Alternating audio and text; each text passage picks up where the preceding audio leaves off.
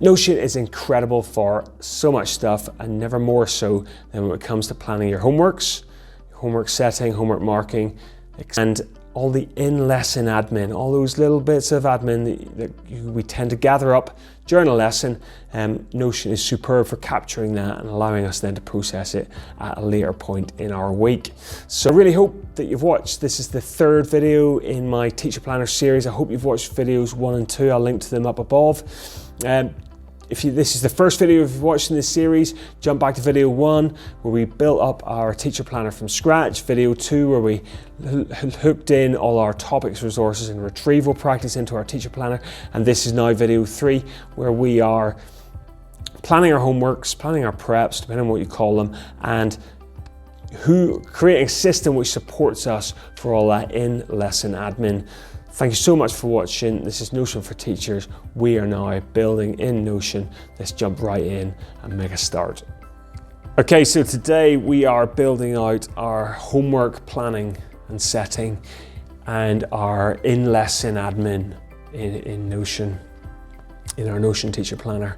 All right, so for example, for 4C, I know that I want to I want to build out my homework planning.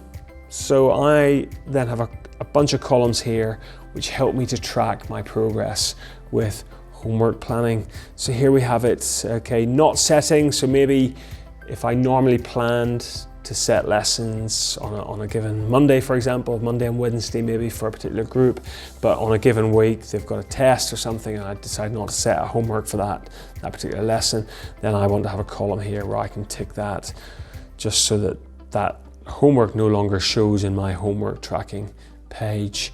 Okay, but at the start of each term I will jump into the plan to set homework today column and I'll be like, right, every Monday and Wednesday I'm going to tick those boxes. So again, on a Monday or Wednesday it shows me if I planned to set homework on that particular day.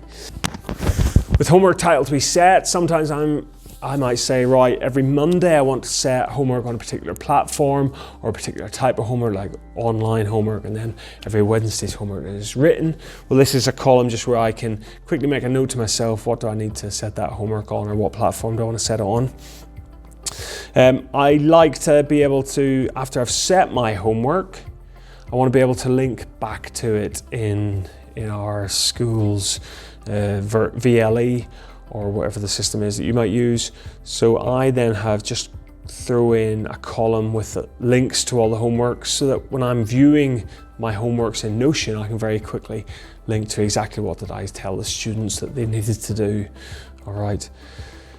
Then I've got a homework set date, and that's going to be a date column. I need to update that to a date column.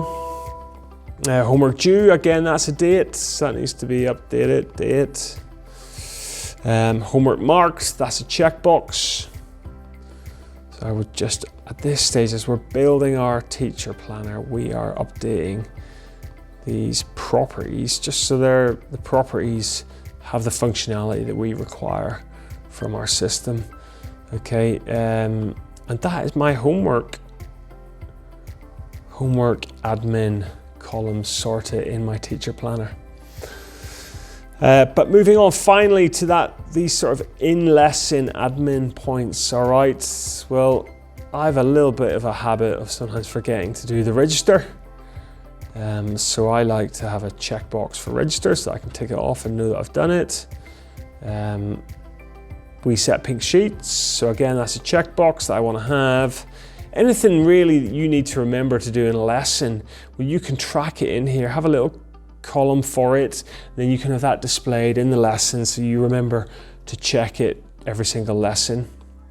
A little area here where I just like to keep a running record myself of who was late for lessons, who didn't have the right equipment, who did I speak to at the end, and who do I need to award merits to for good performance. So again, I'm linking these to, or I'm creating relations to my stakeholders database, and these are all different databases that you would want to create in your system.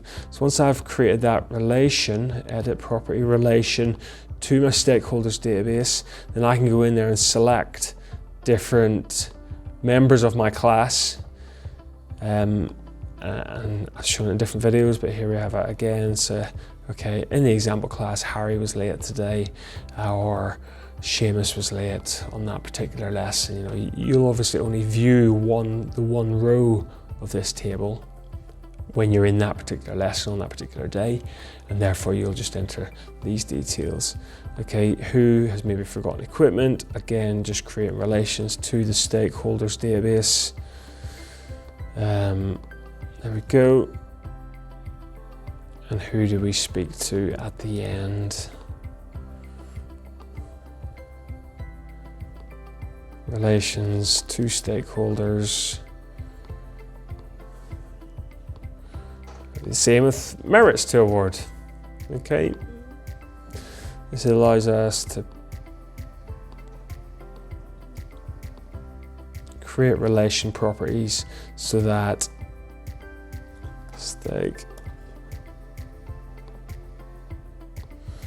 we can then